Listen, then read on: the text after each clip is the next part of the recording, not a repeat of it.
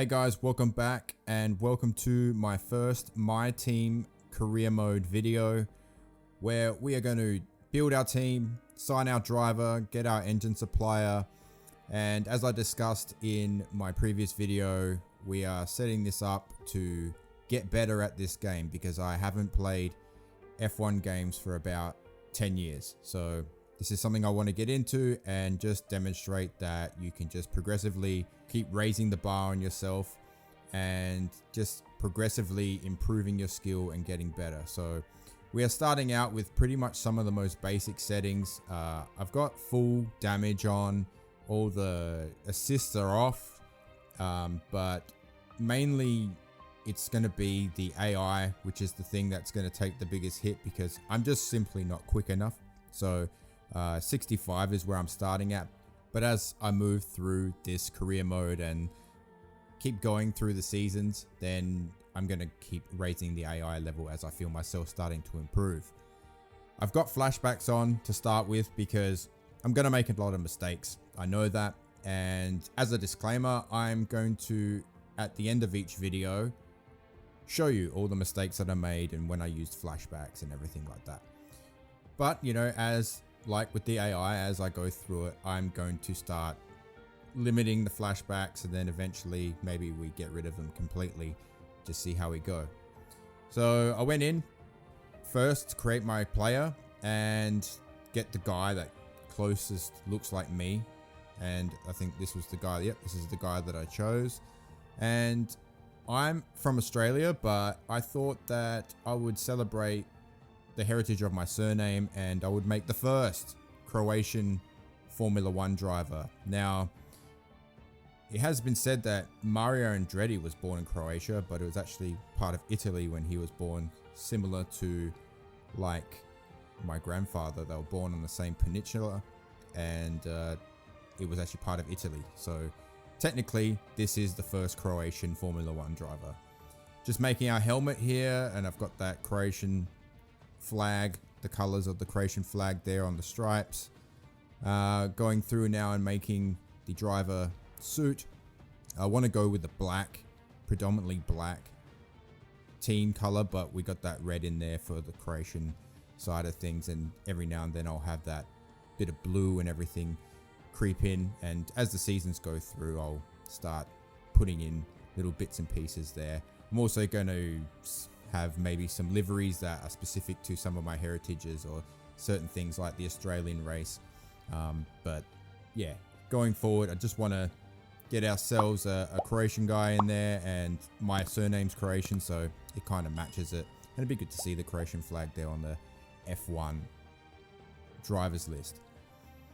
Going in now to make our livery. I'm only using the basic liveries that the game gives you. This is on the PS4, so I can't do any mods or anything like that like some of the guys I see can do on the PC. Team name's going to be Barks F1 as per like the channel, Barks Ferme. My surname is Barkovic, so my rap name is Barks. If you want to check out some of my rap songs, you can go check out my other channel.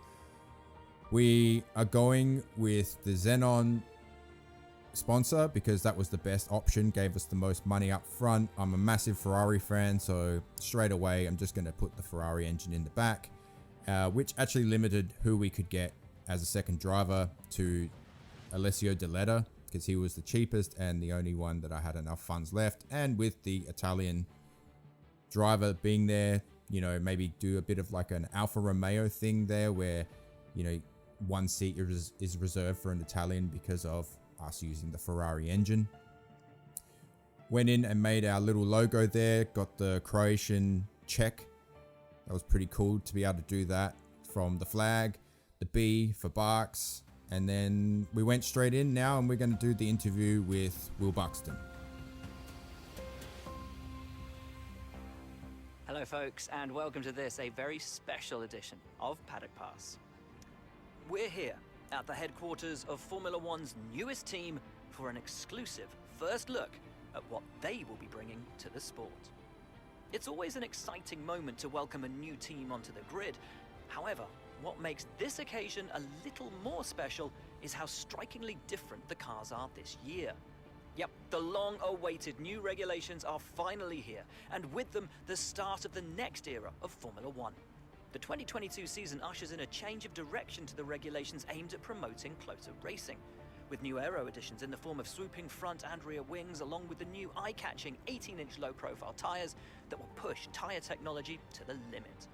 So then, the question remains as to whether this team can grasp the opportunity before them with both hands and lead the charge against the rest of the paddock. We'll find out soon enough, as the new season is just about to begin. But first, let's see the unveiling of the team's car and meet the owner of the brand new Formula One team.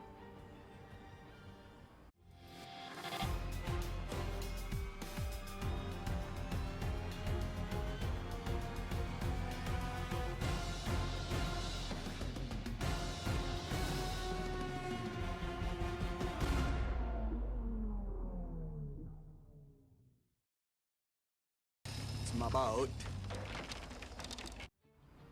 Well, first of all, thanks so much for inviting us here today. It's been wonderful to see behind the scenes.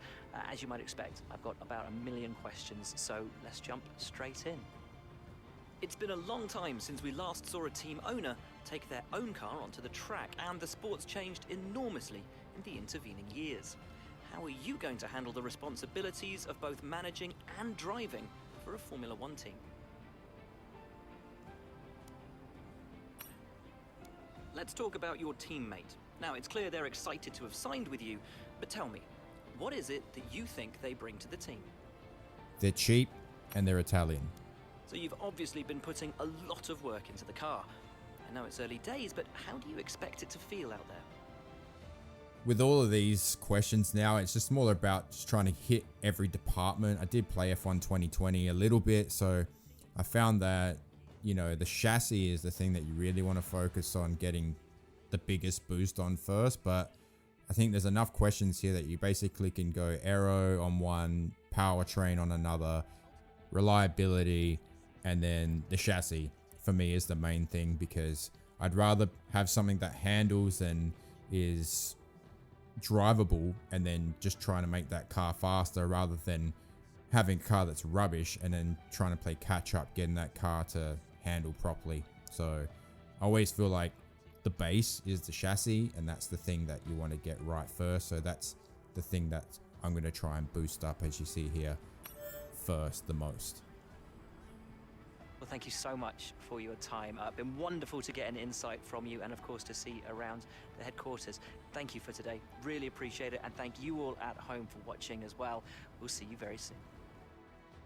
So now it's just in that final week before the first race in Bahrain, and we're just doing a bit of like admin and stuff. I've got Nishta for cash, so because I spent it all on my engine and my driver, but now it's just about using some of those R&D points to get some developments going on the car. And like I said, chassis straight away, just trying to get some of the weight distribution going. I only had enough to do one. The rest was all too expensive, and the only other thing that I could do was the gearbox wear, which I really didn't want to do right now, knowing that I could get some more resource points before the first race and maybe invest into something else before I hit that. Just checking out some of the drivers, I have the icons set on, so looking at people like Mark Webber, that's pretty interesting, maybe for season 2 or something, because a lot of these drivers with experience, it pays dividends when you do the development things in the practice sessions. They can get you more resource points. To start off with our activities, I just want to get some resource points and give aerodynamics a bit of a boost, and the chassis department a bit of a boost, and then also just give my driver a bit of a boost as well. More experience for him is more points in all the resources.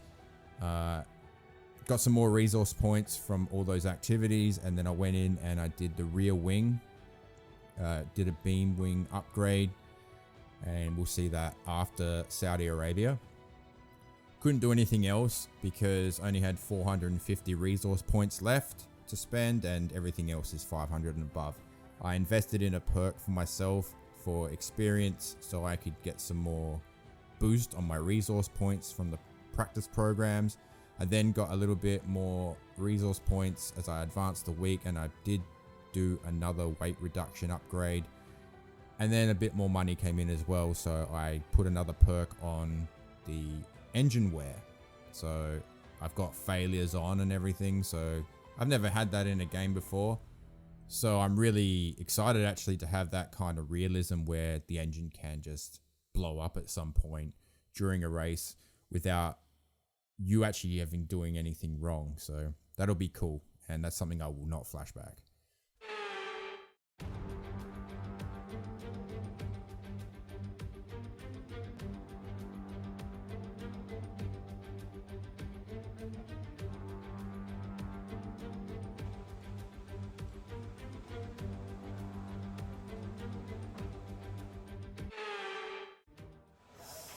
Hey mate, this is Mark. Just wanted to say thanks for trusting me as your race engineer. I won't let you down. The car's ready to go, but it's brand new of course, so there may be a few issues here and there. We'll be keeping a close eye on all the data from here. So this is the first race here in Bahrain, and we're in the practice session to do some of the development programs. I'm familiar with some of these because, as I said in my previous video, I played F1 2020 a little bit, not a lot, and a little bit's changed, but what I really want to do when I do these is just have one shot at it.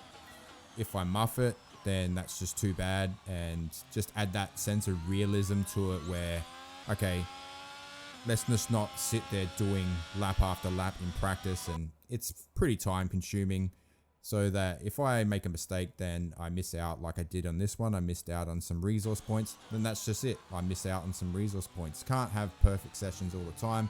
I'm not going to simulate any of it. I'm just going to not do that, hopefully, too much. I'm just going to do them once and see what result I get. And then that's kind of play it as it lies off Frankenstein's fat foot.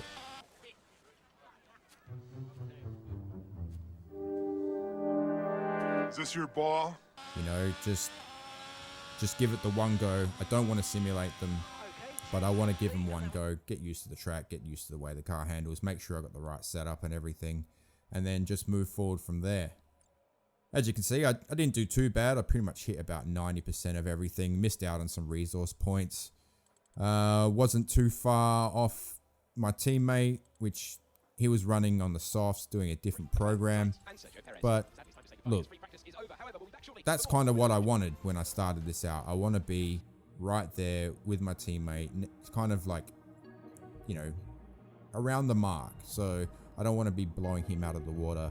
And then it's just not fun knowing that I'm performing way higher than what my car is actually capable of based on the AI level. So I think I've got it at a good starting point. Got those resource points from there, and I put that on that. I think I put that on the gearbox. No, I put it on another weight redistribution upgrade, which will come in before Australia. So we've got an aerodynamics and 2 chassis upgrades on the way. And I think one of the upgrades is already on there.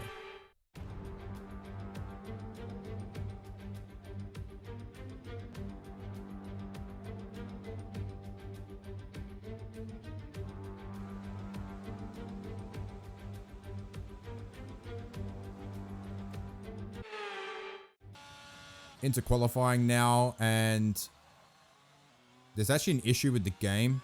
Experienced it only in Bahrain. I've done Saudi Arabia and it didn't happen, but this is what happens. It just freezes.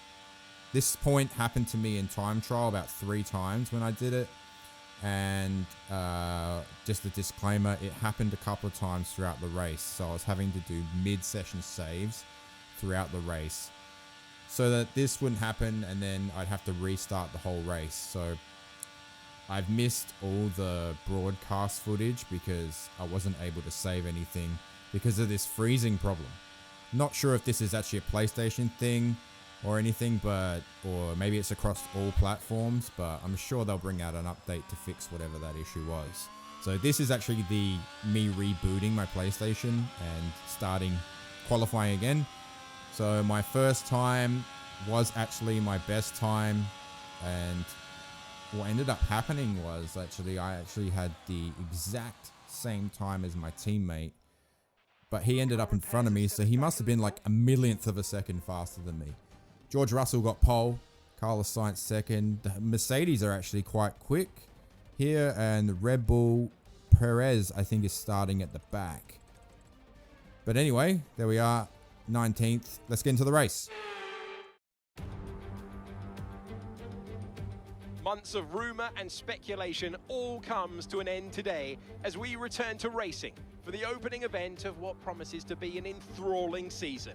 Welcome along then to round one of this year's Formula One World Championship.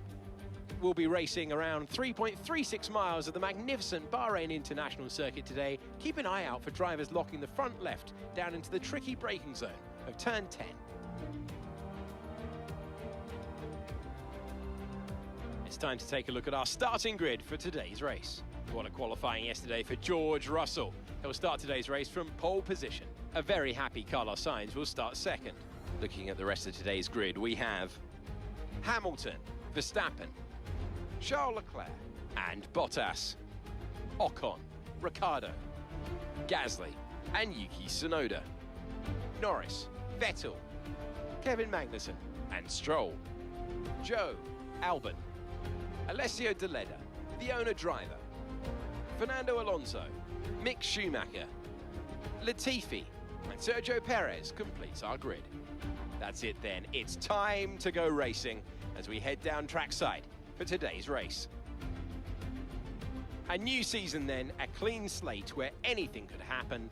Anthony Davidson is with me today as we get another year of Formula One underway. We're into those tense few minutes before the first race then.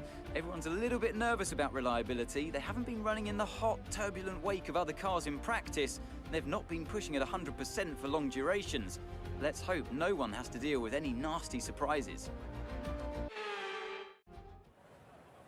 So here we are at the first race. We're a little bit way down the back of the grid, but that's okay for new team, first race, new driver.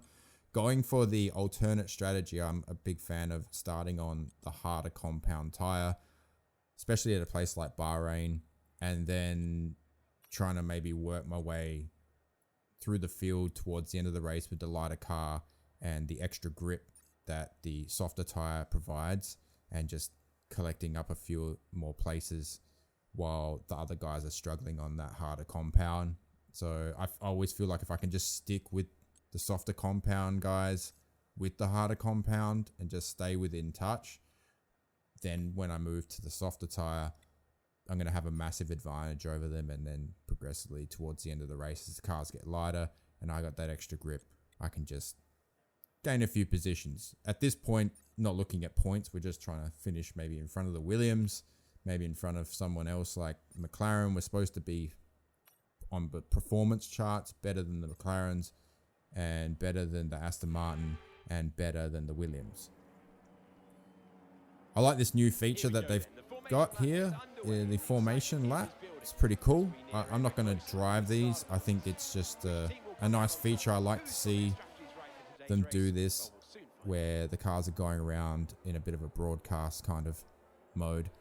And for me, it's just at the level I'm at, I don't need to worry about kind of warming up my tires and everything. I just let the game do that for me. And it's just a cool thing to watch. And I think they do it with the safety car as well. I think it's a really good feature. It's just makes the game a little bit more exciting, a little bit more fun, a little bit, I guess, more like real life, the way you're watching it on television. So yeah, it's a good little thing, good little feature they've added to the game. I think it's really cool. So here we are lining up for the start of the race and about to get underway and see if I'm any good.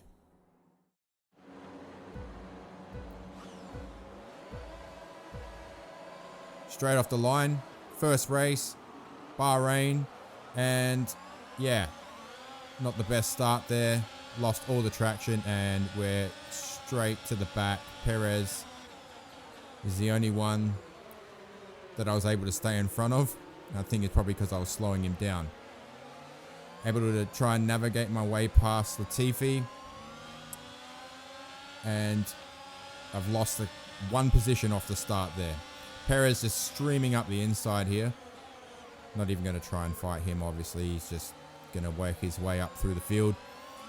My main focus for the start of the race is just to stay out of trouble, not damage my car, not lose a wing or something. I know I've got like flashbacks on and everything that I can just get rid of it, but it's good practice to try and avoid all that sort of stuff. So that was my main focus. Even if I end up right down the back, I don't mind doing that at this stage, just to, like, I'm going to end up here because I think Latifi comes up the inside here and I get all squirrely on the ripple strip there. So I don't mind sitting back here and maybe just trying to get into a bit of a groove,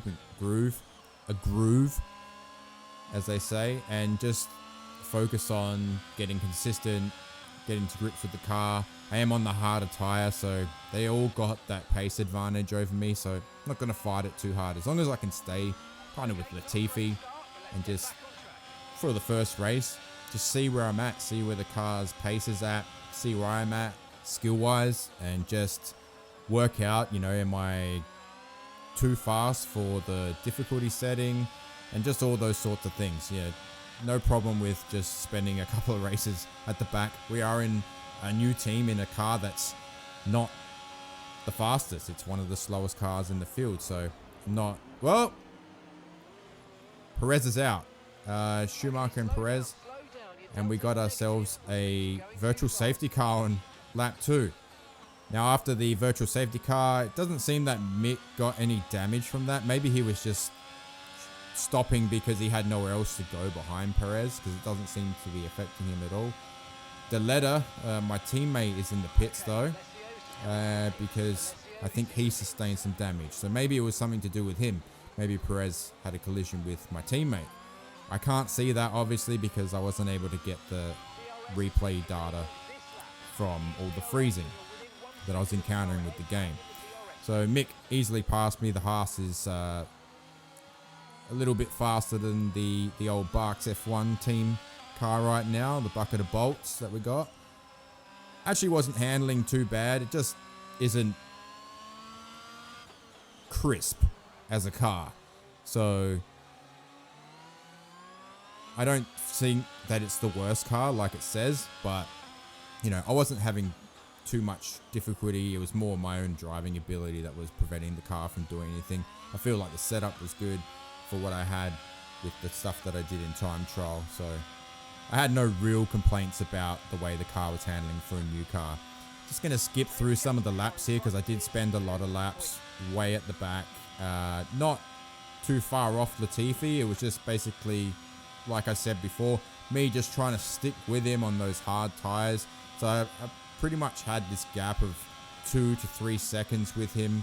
It'd ebb and flow. I might make a little bit of a mistake here and there through some of the corners, and then, you know, he'd gain a bit of time, then I'd gain on him, and then he'd gain a bit of time. So it was kind of where I expected to be with those tires, and just waiting basically for him to pit and some of the other guys to pit so that I can catch up. Made a bit of a muff of that corner. That corner is so hard to master, especially with the joystick, because just the way you got to break into that corner and everything. So I'm just showing you guys my mid-session save, which was actually such a good call for me to make going into these races for the first race, not knowing if this freezing issue was going to continue, and it did. So I was saying to myself, every 10 laps, I got to save it, just in case I have to come back and do that part of the race again if the game freezes, and it did. And I have like about 3 alternative scenarios of what happened in this race, which I will show you after this race ends, along with all the flashbacks that I use and the times that I binned it and everything. So here we go again. Guys are starting to pit now, and basically it's just, I've been on my own pretty much the whole race, and just trundling around at my own pace, trying to get to grips with what's going on. Still a little bit trying to get used to how these cars handle, because they're a little bit different to the 2020 version of the game that I had last played, like the last game that I played. Now we get to see the pace difference because I'm about to come in and put on the medium tires after this lap.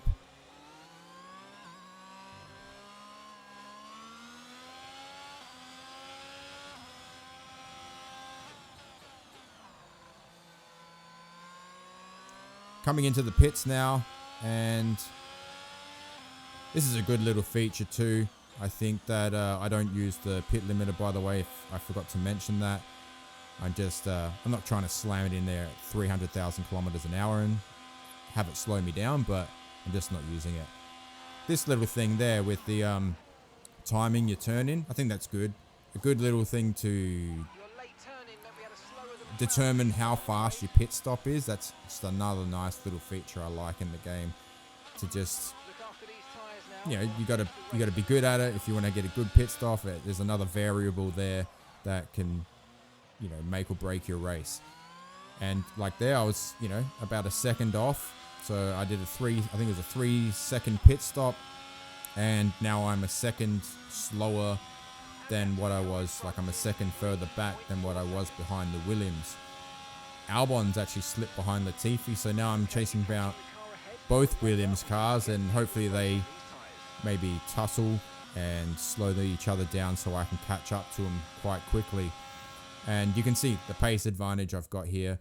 Another mid-session save because this was a really good call as well. I actually missed one. I thought about doing mid-session save. I think it was lap 22, so a bit further on from this. And then I actually didn't do it, and then it froze 3 corners later, and I had to start again from like lap 12. So I'm catching up to these Williams guys again, just fast forwarding a little bit to when I get up to the back of them. They were really slow through these last few corners here. I had a lot more grip than them. And here we are on Latifi. Gonna make the move. No, we're not. And that little dink in the middle of the apex there affected my whole run all the way down the straight, so I don't think I'm able to catch him on this one.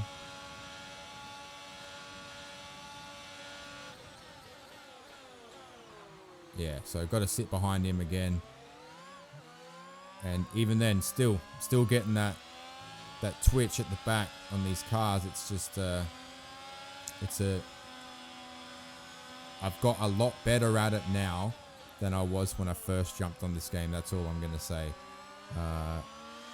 It took a while to get used to not being able to spin the car out so much, especially through that first turn. It's terrible when you first get on here. So I make the move on the Latifi. So we are not last, minus our teammate. Our teammate is Alessio. He's been gone the whole race because he had that damage, and he's already stopped twice, I think. So he stopped for he stopped for his wing, and then he stopped again on like lap 8. Went from softs to hard tires. It was a really weird strategy, and now he's just nowhere in the race, and just not even worth mentioning almost. So not a good start for him. Another mid-session save. This is a few laps from the end of the game. I think I just had a freeze a few laps before this, and I was like, look, this is I'm not doing that whole section of the race again. Bottas DNFs. Something happened with his car. He just pulled over just behind, just a few corners back there off to the side of the road. So another position gained. Now the focus is really just trying to get past Albon. It's the only guy I really think that I can catch at this point, because Magnussen is, with 4 laps to go, I need to be reeling him in at a decent pace, over a second a lap to catch him. So getting in front of the Williams is the main goal, and not a bad start for the first race, I think, given that I haven't played these games in a while. So coming up on Albon now, it's going to make the move down into turn 1. And okay, for me, I feel like he turned in. Yeah, I got a warning. Kind of a racy incident, really, I think. I was aggressive. I did sort of go a bit deep over the line, but when you think that I've had to pass that guy 3 times already in previous versions of this race, I just wanted to get the move done. And I'd had enough of having to chase Albon down and pass him. So I just kind of shoved it in there and hoped for the best. And no harm done. Harm done to him, though. He had to pit. I think he must have damaged his front wing, but no damage to me. And that was pretty much all I could do. Magnussen was too far up the road, and with a lap to go, Vettel had to pit, so we gained another position and got up to 16th. Not the most exciting race anyone's ever had, but then again, I said before, like, there was one version of this race where we had a safety car and I was a lot further up the field. Not too much further up the field, but I had fresh tires and I was chasing down everyone on hards and it was much better. But that's it. End of the race. 16th position for the first race with our new team. All right, race over. Take care of the car on the way in.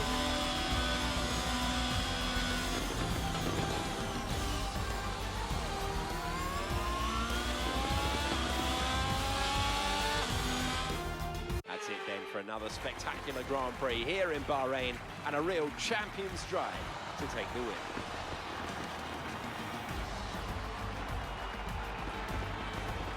What do you think it was, Ant, that gave them the edge over the competition today?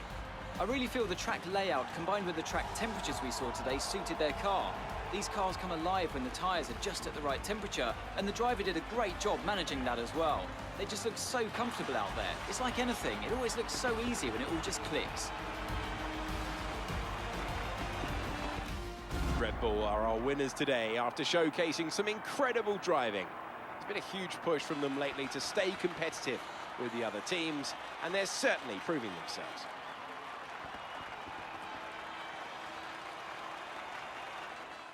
So Max Verstappen wins the first race of the season, followed by Charles Leclerc and George Russell. George Russell unable to convert his pole position into a win, but yeah, I mean, the Red Bull was always going to be the car to beat alongside the Ferrari, so still good for him to get onto the podium.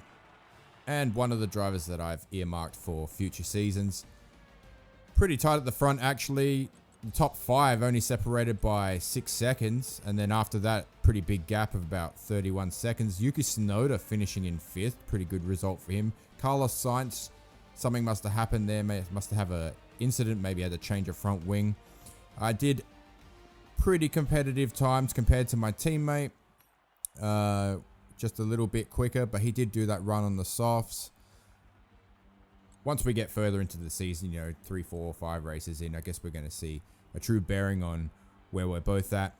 Mercedes leads the championship out of round 1 by virtue of George Russell finishing on the podium and Hamilton finishing in 4th. But other than that, it's time to go into the flashbacks. So this was during qualifying, and this might have even been the one that I had to restart. This is the first race that I did. This was one I restarted, obviously. I don't know what happened there. I was already not keen to continue with this because for some reason I chose to start on the hard tire, but I didn't actually activate it, and I was on the mediums, so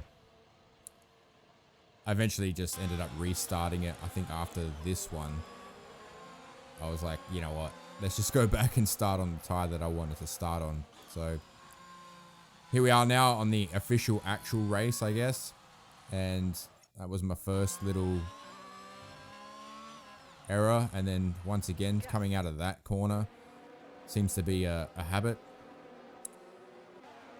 So we actually had a safety car, as I mentioned before, in one of the races that never eventuated, and the other alternative universe race that happened.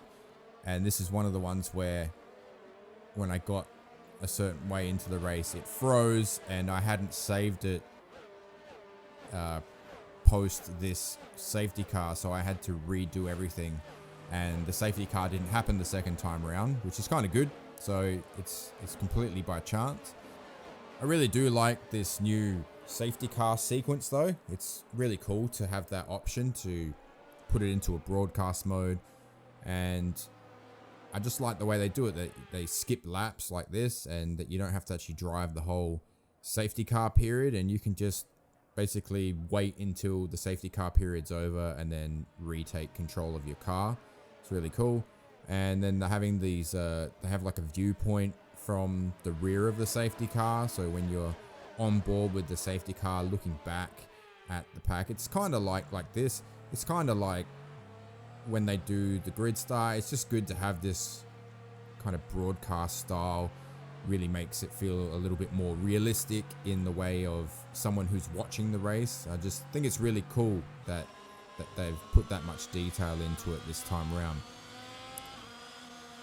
Safety car in this lap. Safety car in this lap. Let's make sure those tyres are up to temperature. And remember, there's no overtaking until the timing line. Stay in position until the green flags.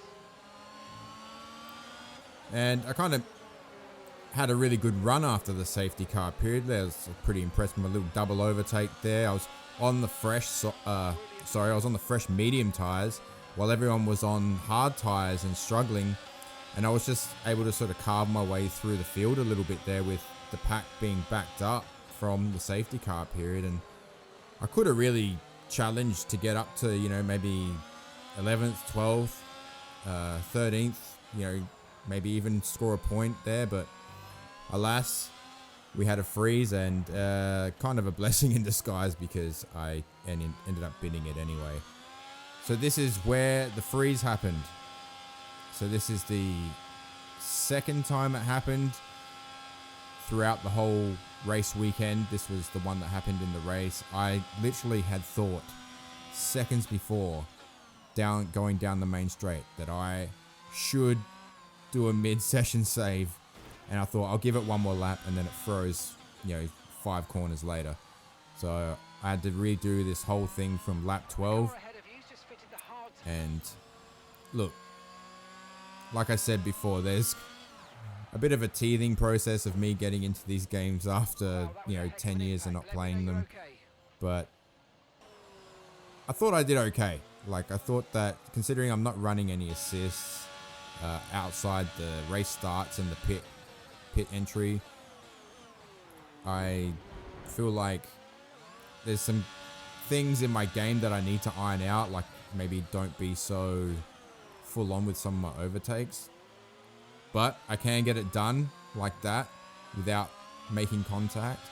It's just getting in the habit of knowing when to have a dive and when not to have a dive. And then this was the first time I finished the race.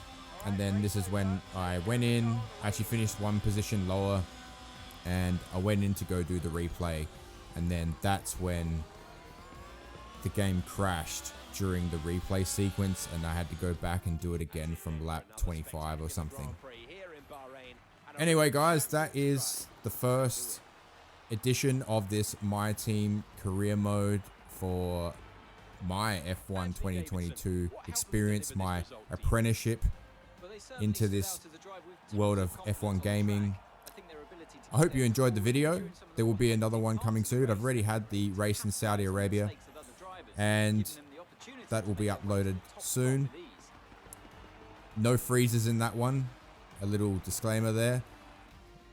But thanks for watching, guys. And if you like this video and you want to see more F1 gaming content, I have a lot of things in the works, things I'm planning to do, a lot of ideas of different career mode stuff and some other things that I want to start doing on the channel. Remember to hit the subscribe button, hit the like button if you like the video, and I'll see you guys next time. Thank you for watching.